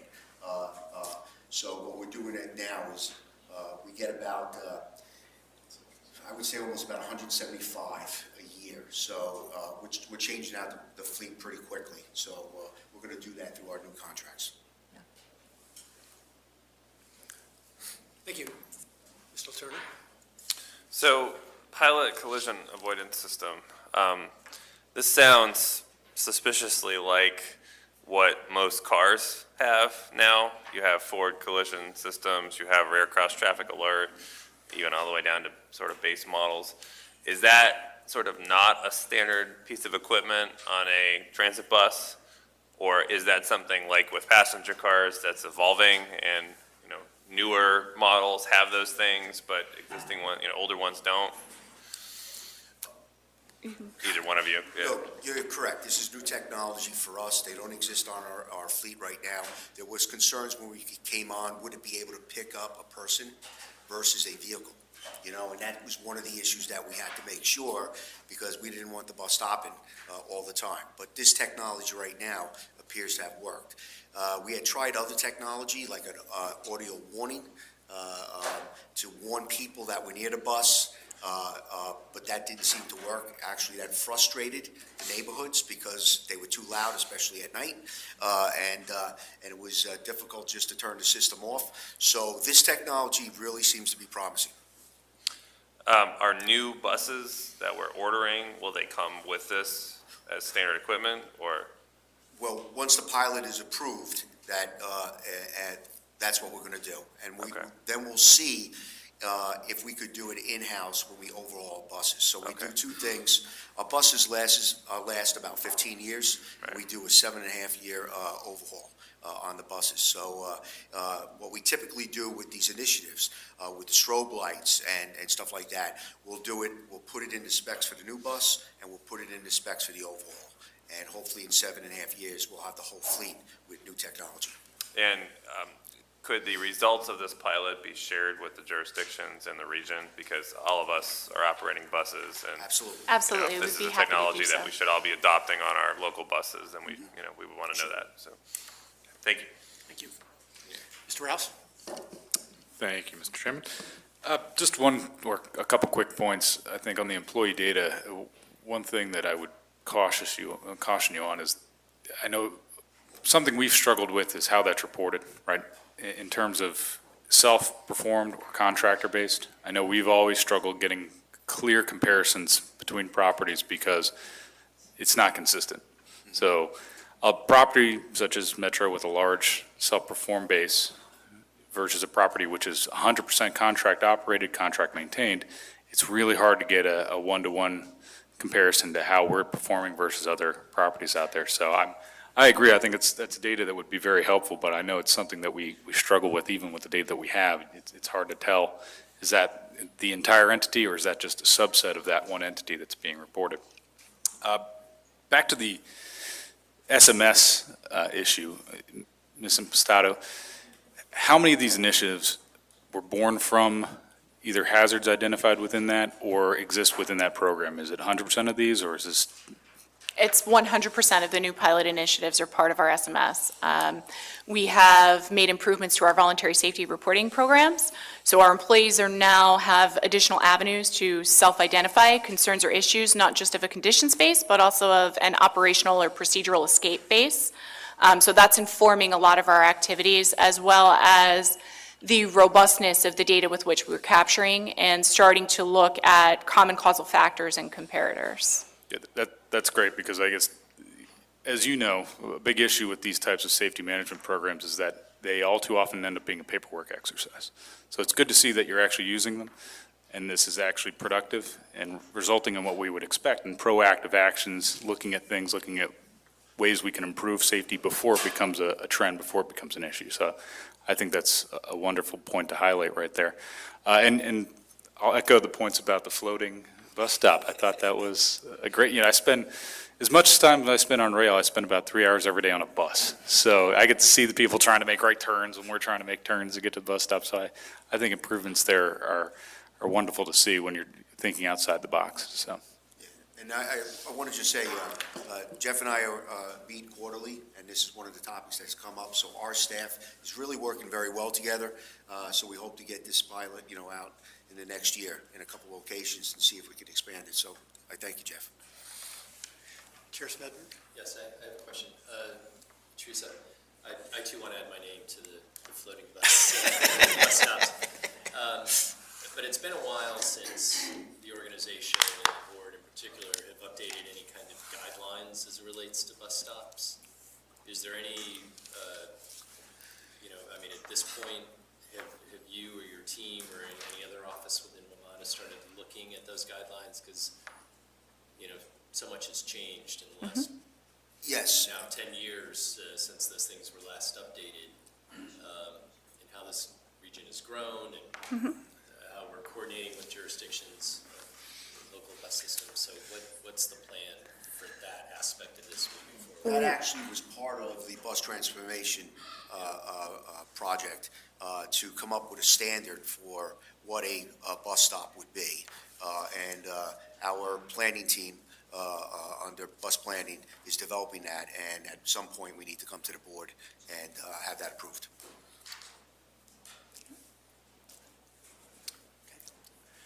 I just have one more question for Mr. Impastato on your slide 10 that deals with Metro Access performance and benchmarking. This sort of follows up on JB's questions.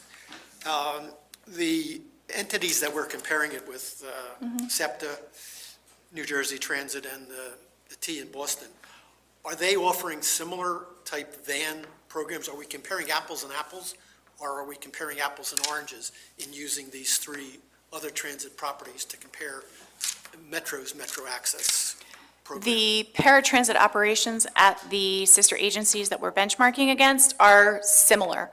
Some of their service demands may be different in terms of their ridership on certain routes, but all use generally compatible or comparable type of equipment in their paratransit operations. All right. And I guess my other question is, within the Metro Access system, we operate with multiple contractors, 5 or 6 or whatever it is in Maryland, the district, and Virginia at this point, and you've presented one composite number. Have you done any investigation and looked at the different contractors, or do we have highs and lows? I don't want you to identify individual contractors, but do we have some that are performing not as well as these numbers in terms of collision rates and customer injury rates?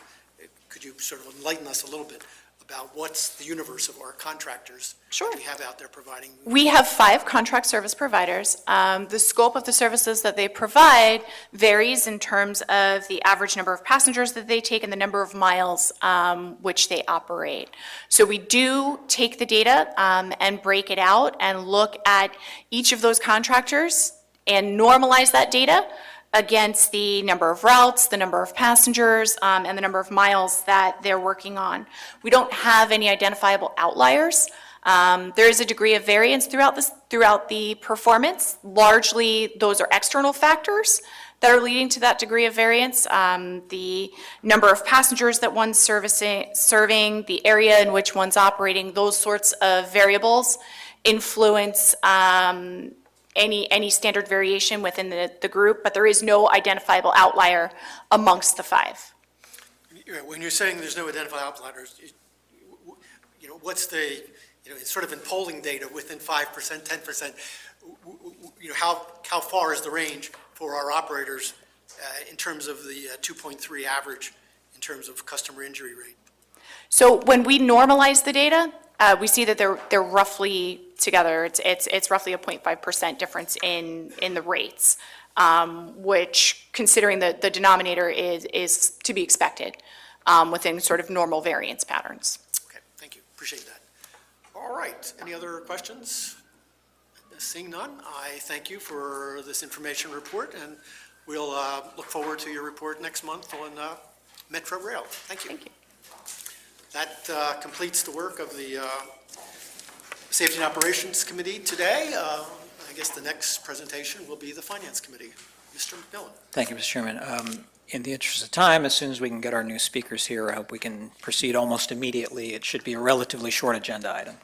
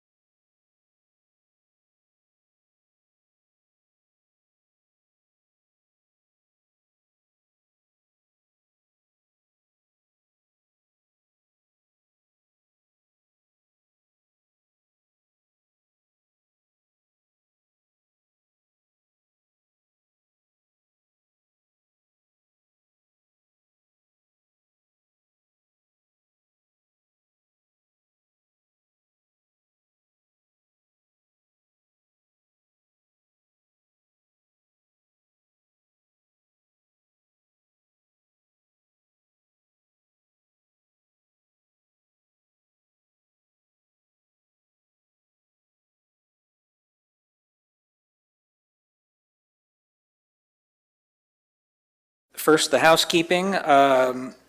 We'd like to approve the agenda. Any objections? If not, the agenda is approved. Thank you. Now we have the minutes from the February 13th meeting. Can I get a motion from a committee member to approve? So moved. Thank you, Ms. Meridian. And can I get a second? Second. Have a second. All in favor? Aye. Any opposed? If not, the minutes are approved. Okay, so we have one agenda item today. This is an information item updating the debt strategy for this fiscal year and previewing an action the board will be asked to take in the near future, probably early next month, I believe it is. And we have previously in this committee and in the full board debated the debt policy of the board that this presentation is consistent with, and we will have a subsequent meeting on the actual approval we'll be asked to undertake. So with that, let's go with the briefing. Thank you. Thank you, Mr. Chairman. Good morning, members of the committee. Today, as the chairman said, we will review the dedicated revenue program, the process and the sales methodology to help leverage bonds to help bring the infrastructure of Metro to a state of good repairs. Again, as the chairman said, the program and the process that we will discuss today are in line with WMATA's debt management policy, which limits dedicated revenues financing to capital investments, and also requires that this committee and the board approve the sales strategy for those bonds. This slide shows the agenda with respect to dedicated revenue financing. As the committee will recall, this journey started last November when the general manager recommended the 6-year capital plan, which has debt financing as a key part of the 6-year capital program. As this slide shows, we will be today we'll be discussing additional details with respect to the needs. We will talk a little bit about market conditions, and we will recommend a sales strategy, which this committee will formally consider next month, when we will return to ask for approval of the resolution itself, as well as authorization to actually issue the bonds. With respect to dedicated revenue credit, our goal is to maximize funding for capital projects while minimizing cost. And as you'll see on the next slide, the dedicated revenues from the district, the Commonwealth, and the state of Maryland will be in a lockbox to be used exclusively for debt service or for pay-as-you-go with respect to these capital projects. So this slide shows the district, the state of Maryland, and the Commonwealth's relative contributions with respect to dedicated revenues. As you can see on this slide, it totals $500 million each year, with about $30 million of that be non-bondable. And this slide, which the committee has seen on several occasions over the last few months, shows that from 2019 to 2024, the capital bonding estimates assume $1.6 billion of debt as part of that program. During this timeline, local funds will provide almost $6 billion, while the federal funds will constitute about $3 billion.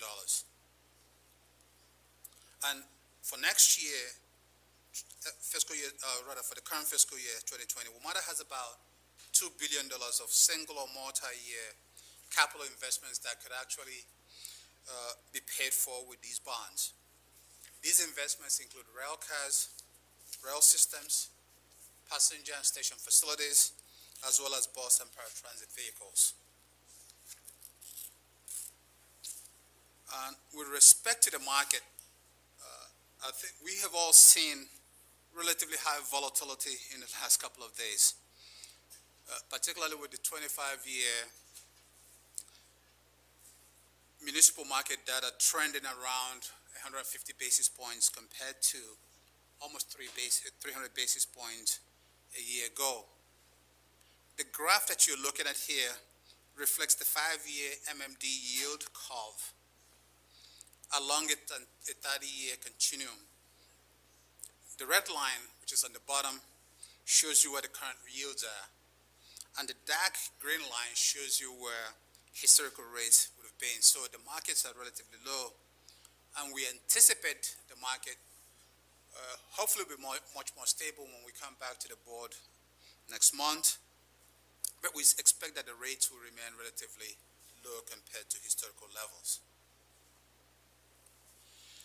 At this time,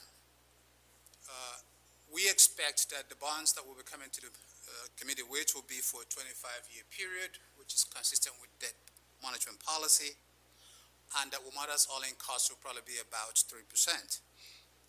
We are currently in discussions with the rating agencies about various credit structures with the hope of optimizing the structure that we'll come to the board with next month. And if the committee and the board approve and we ultimately execute on that transaction, this slide shows you what WMATA's debt profile would look like post that transaction. I should point out that the 2018 as well as the 2017 A and Bs were all issued on behalf of the jurisdictions who currently make their service on those bonds. The next few slides address some of the questions raised at the last committee meeting regarding the process for issuing dedicated revenue bonds. This slide shows that 61% of bonds issued by regional governments based on volume in the last 5 years were sold on a competitive basis. The table on the right shows that those governments and the volumes of issuances associated with each entity. When you look at those same bonds issued by the number of transactions, a majority of those bonds were actually issued on a negotiated basis. Again, the table on the right shows you the jurisdictions and their relative shares. But when you take a deeper dive into the types of bonds issued by regional governments, you find that 55% of those bonds were for general obligation purposes, requiring the guaranteed pledge of general tax and authority. 40% were revenue bonds tied to specific revenue streams, while 5% were specific bonds backed by specific pledges or taxes. So if you look at those streams, with respect to geo bonds, most of those, by volume or by number of issues, were mostly competitive. If you look at special bonds, it's relatively even. But if you look at revenue bonds, the vast majority of those were on a negotiated basis.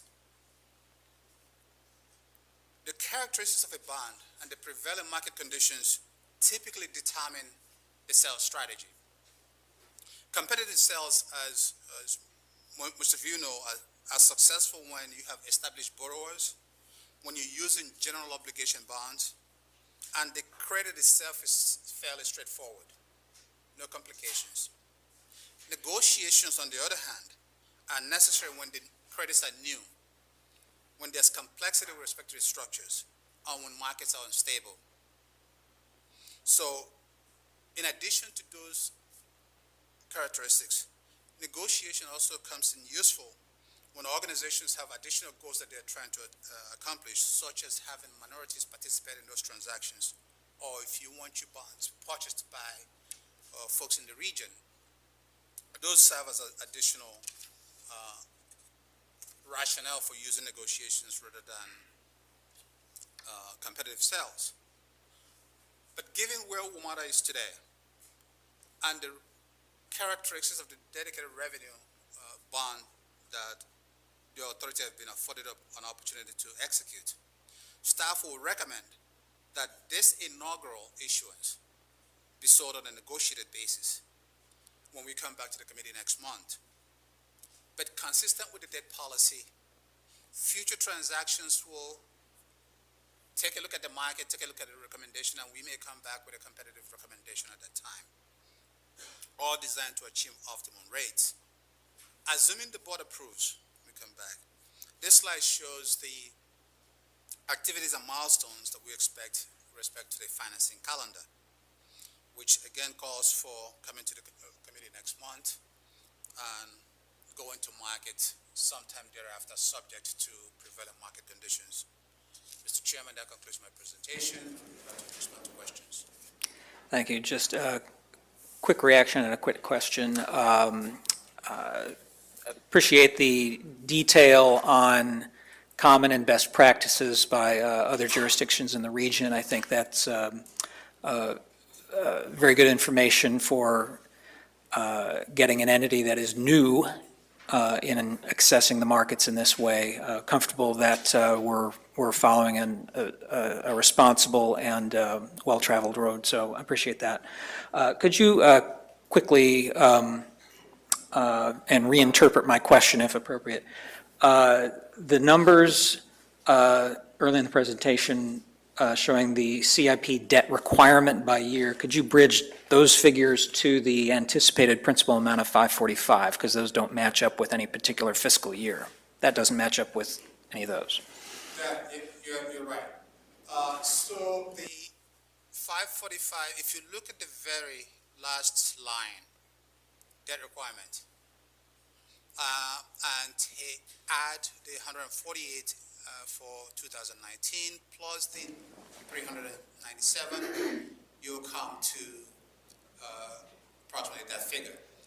If you recall last year when we came back to the board for additional capital expense authorizations, we did indicate to the board at that time that WMATA will not be seeking additional contributions directly from the jurisdictions, but rather that WMATA will be leveraging and be responsible for that debt service with the help of dedicated revenues.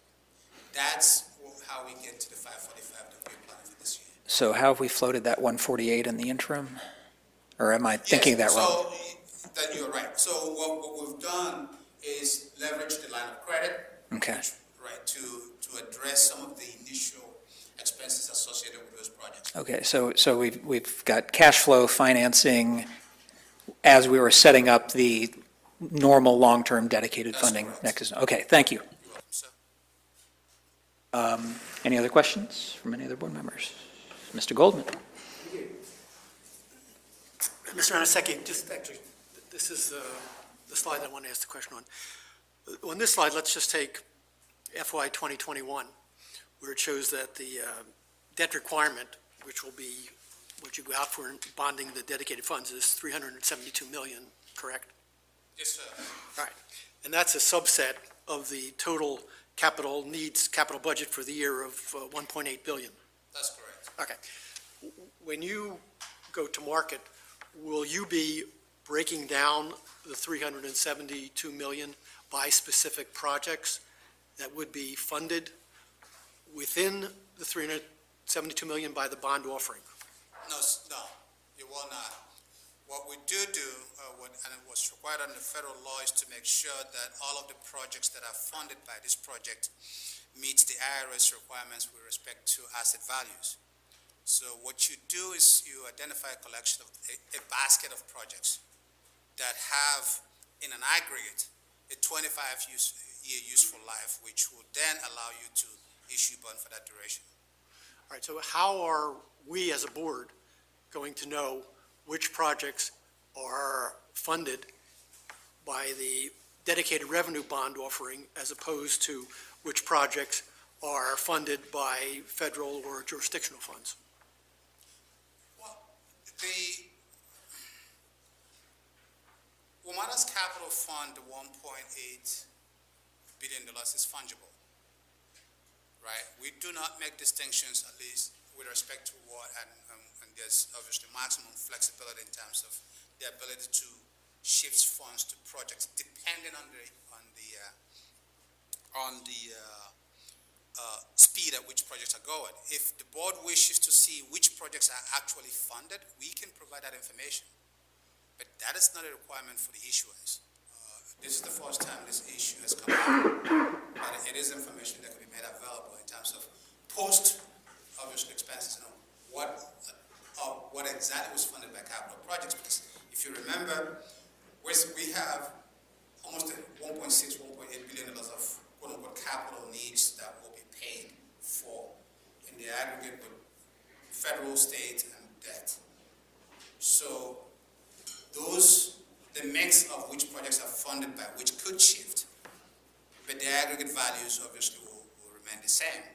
If this board wants to see which projects are actually funded by capital projects, we will provide that information. Right, I just want to make clear, what you're telling us that right now, your intention as staff is not to provide a breakdown of funding source either in the bond offering or in the annual budget documents.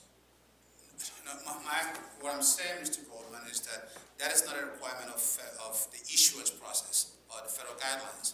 One. That two, I can provide, as this committee wishes, any information that you want, recognizing that that information will change as conditions warrant due to the pace or use of utility of those capital projects. That's what I'm saying. Okay, and I'm just trying to establish that the baseline is that that information will not be in the bond offering documents or in the annual thick budget documents that the authority produces for the board and the public. That information is not required to be in the bond offering. And we can put that in the budget document, but recognizing that it will suddenly change. Okay. And implicit in what you're presenting to us today is the conclusion that none of the dedicated funding legislation in the district, Maryland, or Virginia requires that kind of breakdown in the use of the bonds issued pursuant to dedicated funding legislation. What I'm saying is that a conclusion that you've reached? Well, it's a simple question. I'm just trying to understand whether. I'm struggling with your question because I don't understand the intent. The region has provided capital funds to WMATA historically, and those capital funds go to fund all of the projects.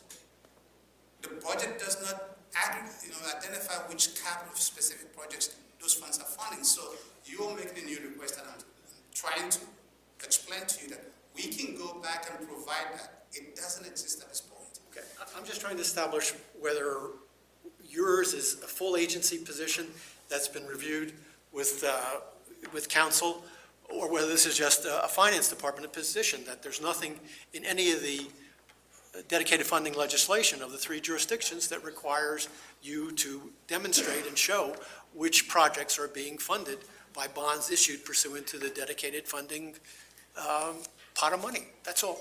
And I think I heard your answer to be that you've concluded that there is nothing in the legislation, the various pieces of legislation that requires you to do that. Is that correct? I do not recall clarifying anything about it. Thank you. That's all.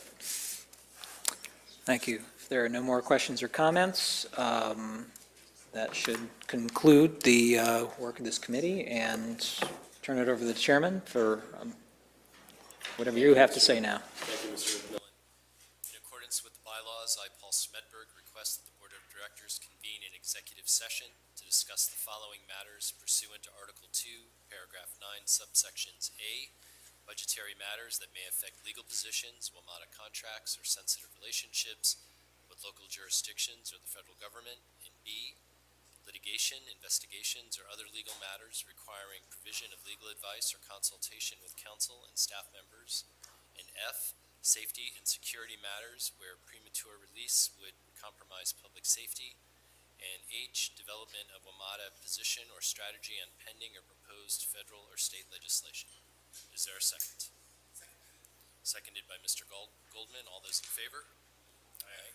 Any opposed? See you upstairs.